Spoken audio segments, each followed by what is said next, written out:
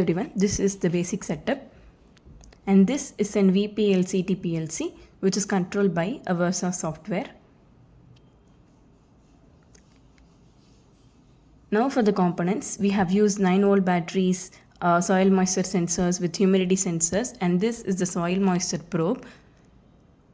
Whenever the probe is detected to be dry, that is when the plant has no water content in it, the DC pump supplies water to the plant, and when the moisture is detected by the probe, the DC pump supply is stopped. This soil moisture sensor, we have taken a digital output, and this works on the conductivity principle. Now for the software connections, Q1 here is the start and stop switch, Q11 is the timer trigger, Q2 is the soil moisture sensor, and Q5 is this humidity sensor.